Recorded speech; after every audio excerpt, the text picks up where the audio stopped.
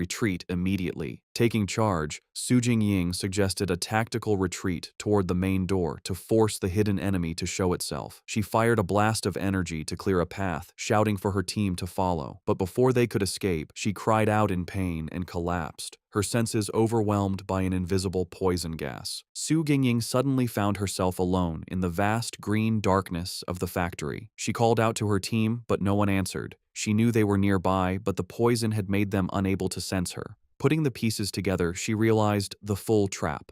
Candle Knight had led them to this factory, which was the territory of a much more powerful creature, a giant serpent she had only faintly sensed earlier. As if summoned by her thoughts, the huge, armored head of a shadowy serpent with glowing green eyes loomed over her.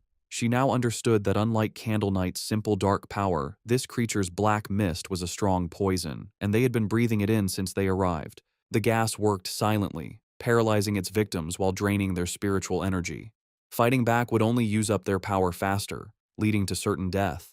She could feel her own spiritual energy was almost gone, and without it, she knew she would soon be another victim. As she collapsed to the floor, her strength gone, she despaired at the terrifying intelligence of a creature that was just playing with them. She closed her eyes, wondering if this was the end. Lying defeated on the factory floor, Su Jingying saw a single ray of light cut through the green darkness above. A flicker of hope appeared in her eyes. Suddenly, the factory ceiling exploded inward, and a blinding light filled the room. Her eyes widened as a figure came down from the blast. It was Fang Yi. He landed gracefully in the rubble, his hooded figure standing out against the glowing hole in the ceiling.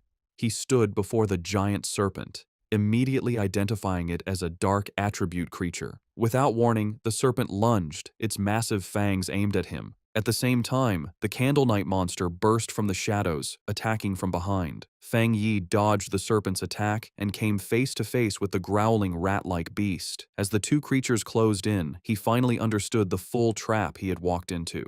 In a shocking move, Fang Yi let the Candle Knight monster bite his shoulder. As blood splattered, he noted their surprisingly smart tactics, one creature for luring prey, the other for killing them. He taunted the beast latched onto him, asking if it enjoyed biting people so much. In response, he unleashed his new power. Bright blue lightning erupted from his body as he challenged the monster to taste his thunder property. At the same time, he fired a massive beam of golden solar energy from his free hand, which hit the lunging serpent head-on. Now, covered in crackling electricity and free from the stunned rat creature, Fang Yi turned his full attention to the serpent, unleashing a flood of golden flames as he challenged it to see how well it could